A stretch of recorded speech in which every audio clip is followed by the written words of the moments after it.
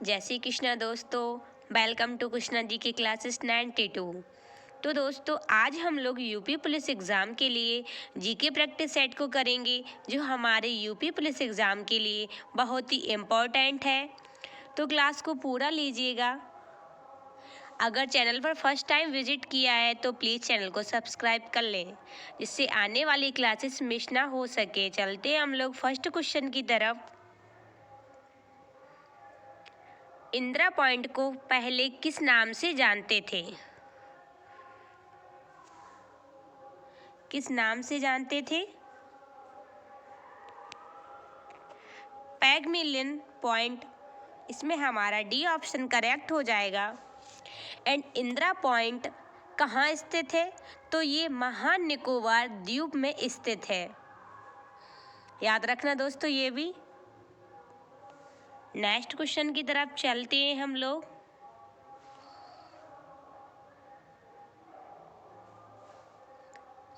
किस देश के साथ भारत की सबसे लंबी सीमा है? सबसे लंबी सीमा भारत की किस देश के साथ है? बांग्लादेश राइट आंसर होगा हमारा। बांग्लादेश के साथ कितने राज्य सीमा साझा करते हैं? 5 राज्य। याद रखना दोस्तों, 5 राज्य बांग्लादेश के साथ सीमा साझा करते हैं। नेक्स्ट क्वेश्चन की तरफ चलते हैं हम लोग।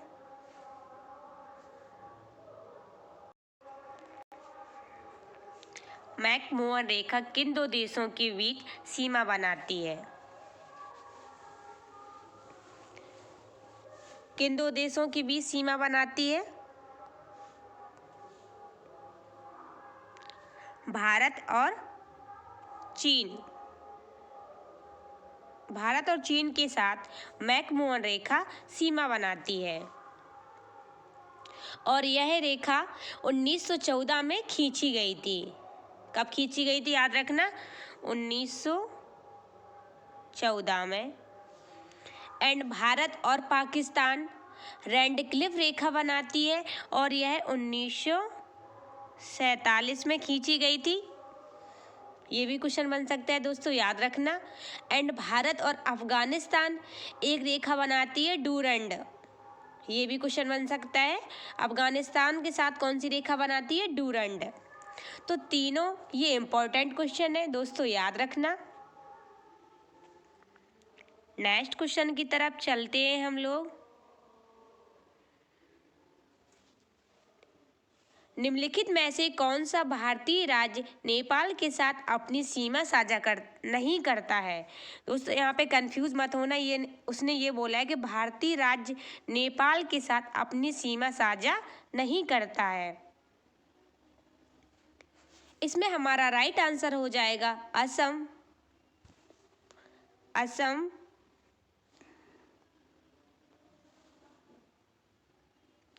भारतीय राज्य नेपाल के साथ अपनी सीमा साझा नहीं करता है। राज्य नेपाल के साथ कौन कौन सीमा साझा करता है? तो उत्तराखंड करता है, सिक्किम एंड पश्चिम बंगाल, और एंड है एक उत्तर प्रदेश। ये 4 राज्य नेपाल के साथ सीमा साझा करते हैं। उत्तराखंड, सिक्किम, पश्चिम बंगाल एंड उत्तर प्रदेश। एंड उत्तर प्रदेश सबसे लंबी सीमा रेखा इसके साथ साझा करता है। सबसे लंबी कौन करता है? उत्तर प्रदेश। नेक्स्ट क्वेश्चन की तरफ चलते हैं हम लोग।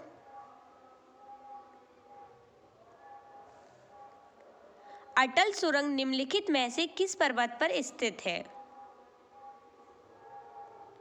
बताइए दोस्तों, किस पर्वत पर स्थित है अटल सुरंग? इसमें हमारा राइट आंसर हो जाएगा पूर्वी पीर पंजाल। एंड जो अटल सुरंग है इसकी लंबाई 9.02 किलोमीटर है, कि हिमालय प्रदेश में स्थित है। 9.02 किलोमीटर है। एंड ये कहाँ पर स्थित है अटल सुरंग? तो ये हिमालय प्रदेश में स्थित है। ये भी दोस्तों याद रखना, हिमालय प्रदेश में स्थित है। 9.202 इसकी किलोमीटर लंबाई है। नेक्स्ट क्वेश्चन की तरफ चलते हैं हम लोग। ऑल इम्पोर्टेंट क्वेश्चन है जो कि प्रीवियस ईयर में बार बार पूछे जाने वाले ऑल इम्पोर्टेंट क्वेश्चन और उनसे रिलेटेड हम ऑल इम्पोर्टेंट फैक्ट के बारे में डिस्कस कर रहे हैं क्लास में। पश्चिमी तट के उत्तरी भाग को क्या कहा जाता है? इसमें हम लोग दो क्वेश्चन के बारे में डिस्कस करेंगे। पश्चिमी तट के उत्तरी भाग को एंड दक्षिणी भाग को क्या कहा जाता है? तो सबसे पहले उत्तरी भाग को, इसमें सबसे पहले उत्तरी भाग को कोकड़ कहा जाता है एंड दक्षिणी भाग को मालाबार कहा जाता है। याद रखना दोस्तों, उत्तरी भाग को कोकड़ एंड दक्षिणी भाग को मालाबार। नेक्स्ट क्वेश्चन की तरफ चलते हैं हम लोग। विश्व के कुल भौगोलिक क्षेत्रफल का कितना प्रतिशत भाग भारत का है? क्वेश्चन को सही से पढ़ना। उसने ये बोला कितना प्रतिशत भाग है भारत का है विश्व के कुल क्षेत्रफल में। 2.4% विश्व के कुल भौगोलिक क्षेत्रफल में है। वैसे इसमें भारत का क्षेत्रफल कितना है बताइए दोस्तों, भारत का क्षेत्रफल कितना है? तो 32,87,263 किलोमीटर स्क्वायर। याद रखना दोस्तों, ये भारत का क्षेत्रफल है एंड क्षेत्रफल की दृष्टि से भारत हमारा 7वें नंबर पे आता है। क्षेत्रफल की दृष्टि से भारत 7वें नंबर पर आता है। ये भी क्वेश्चन बन सकता है, तो दोस्तों याद रखना। नेक्स्ट क्वेश्चन की तरफ चलते हैं हम लोग। राज्य 6 हड़प नीति ज्योति सिद्धांत किसके द्वारा लागू की गई थी? किसके द्वारा लागू की गई थी? इसमें हमारा राइट आंसर हो जाएगा डलहौजी। डलहौजी के द्वारा राज्य 6 हड़प नीति ज्योति सिद्धांत लागू की गई थी एंड डलहौजी उस समय ब्रिटिश गवर्नर जनरल थे एंड इस नीति से सबसे पहले डलहौजी ने सतारा राज्य को हड़पा था। किसको हड़पा था सबसे पहले इस नीति से? सतारा राज्य को। नेक्स्ट क्वेश्चन की तरफ चलते हैं हम लोग।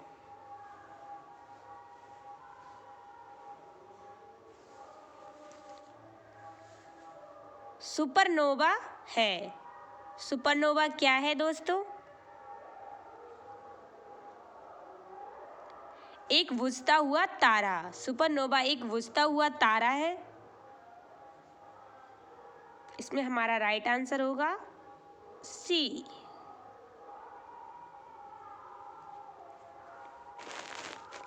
नेक्स्ट क्वेश्चन की तरफ चलते हैं हम लोग।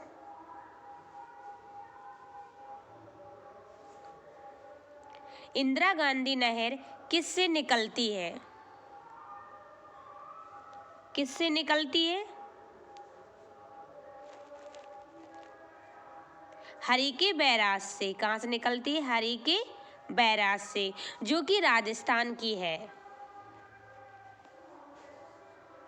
नेक्स्ट क्वेश्चन की तरफ चलते हैं हम लोग। निम्नलिखित में से कौन सा शहर गोदावरी नदी के तट पर स्थित नहीं है? इसने ये पूछा है कि गोदावरी नदी के तट पर स्थित नहीं है, ऐसा कौन सा शहर है? नवसारी। गुड, राइट आंसर होगा इसमें नवसारी।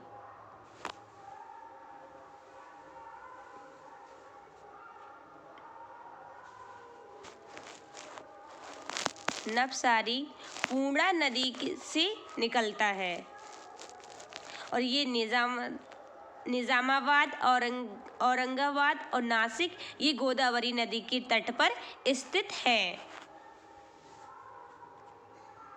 नेक्स्ट क्वेश्चन की तरफ चलते हैं हम लोग। काठियावाड़ प्रदेश किस राज्य में स्थित है? किस राज्य में स्थित है?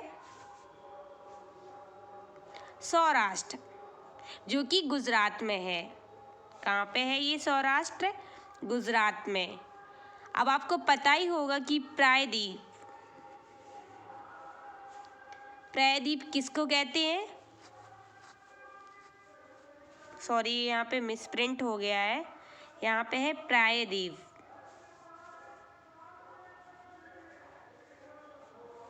प्रायद्वीप। क्वेश्चन ये था काठियावाड़ प्रायद्वीप किस राज्य में स्थित है? तो इसमें हमारा राइट आंसर था सौराष्ट्र, जो कि गुजरात में है। एंड आपको बता दें प्रायद्वीप से आप क्या समझते हैं? प्रायद्वीप से आप क्या समझते हैं?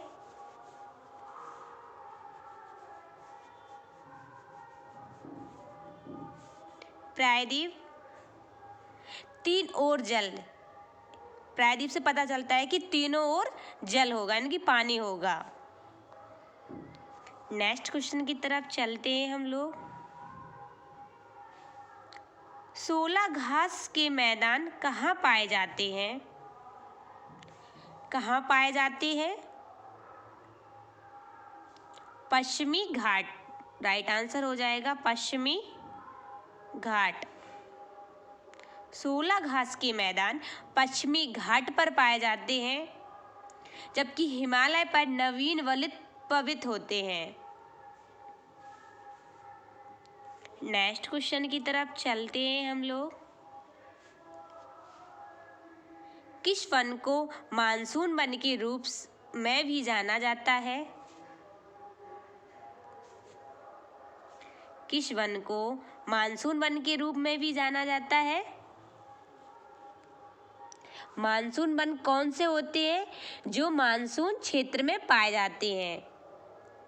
मानसून वन कौन से होते हैं दोस्तों जो मानसून क्षेत्र में पाए जाते हैं?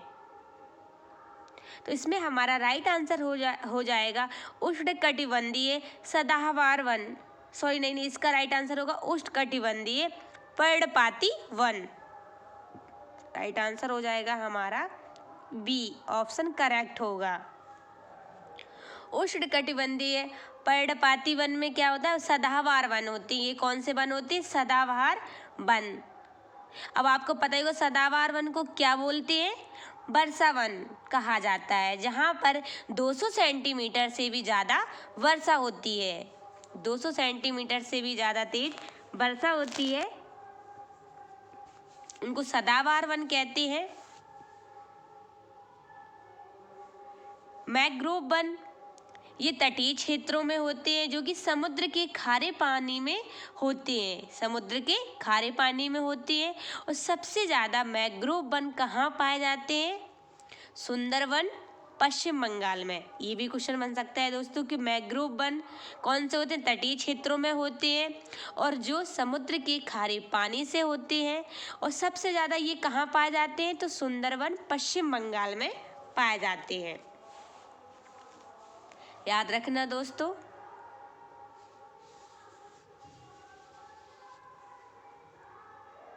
नेक्स्ट क्वेश्चन की तरफ चलते हैं हम लोग।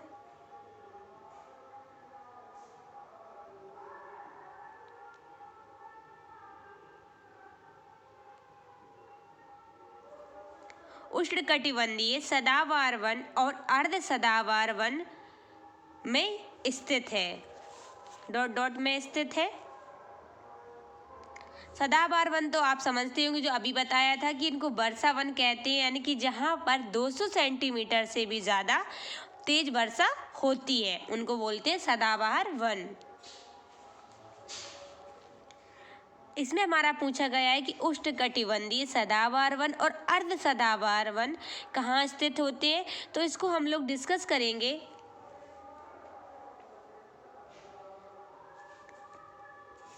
अंडमान एंड निकोबार द्वीप में निकलते हैं एंड पश्चिम घाट पर होते हैं।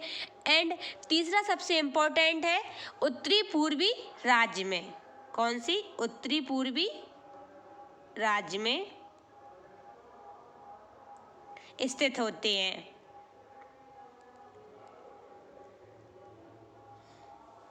नेक्स्ट क्वेश्चन की तरफ चलते हैं हम लोग।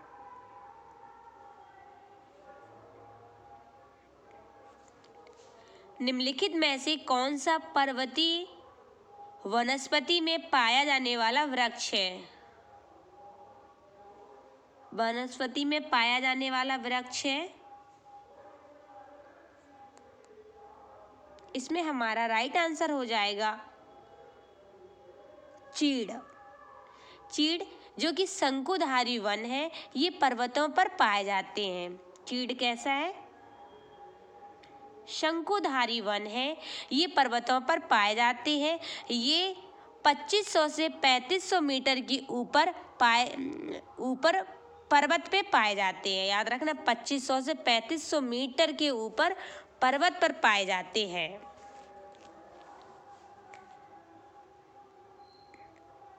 एंड कीकर ये मरुस्थलीय वन है। एंड सुंदरी मैंग्रोव वन है। और टीक पर्णपाती वन है। चारों ऑप्शन को सही से पढ़ना। देखो, सुंदरी क्या है? सुंदरी मैंग्रोव वन में, और टीक पर्णपाती वन में, एंड कीकर मरुस्थलीय वन में। यहाँ पे हमने 4 क्वेश्चनों को डिस्कस किया है दोस्तों, याद रखना। नेक्स्ट क्वेश्चन की तरफ चलते हैं हम लोग।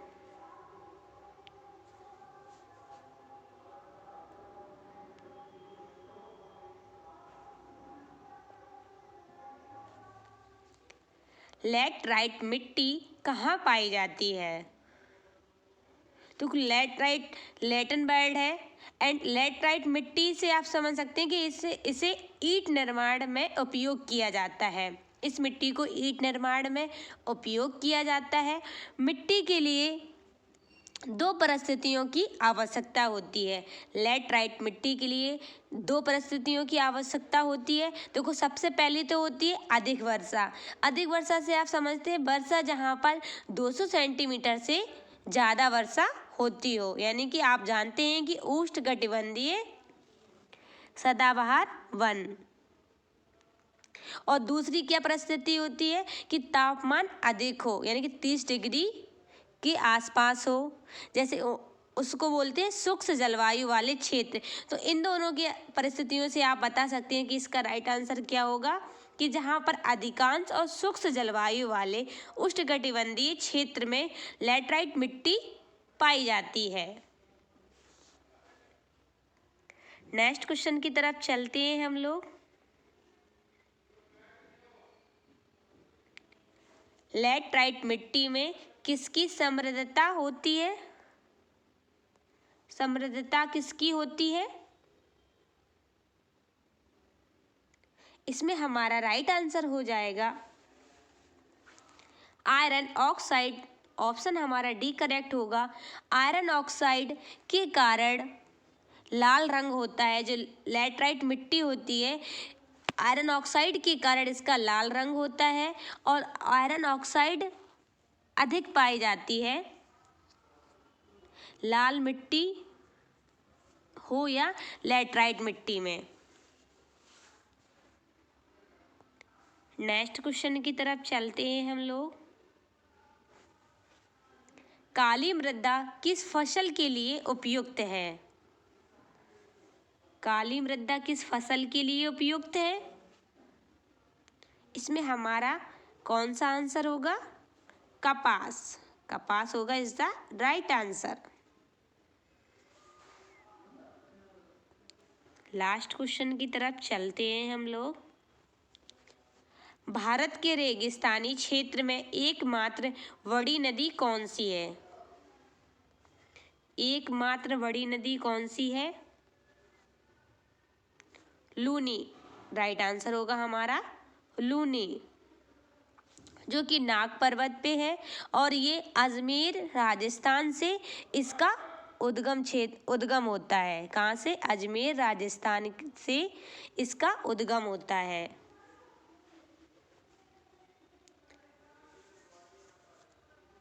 थैंक यू दोस्तों। अगर क्लास पसंद आती है तो प्लीज़ क्लास को लाइक एंड शेयर ज़रूर करें अपने दोस्तों के साथ। जय श्री कृष्ण दोस्तों। Thank you class. जय श्री कृष्ण दोस्तों।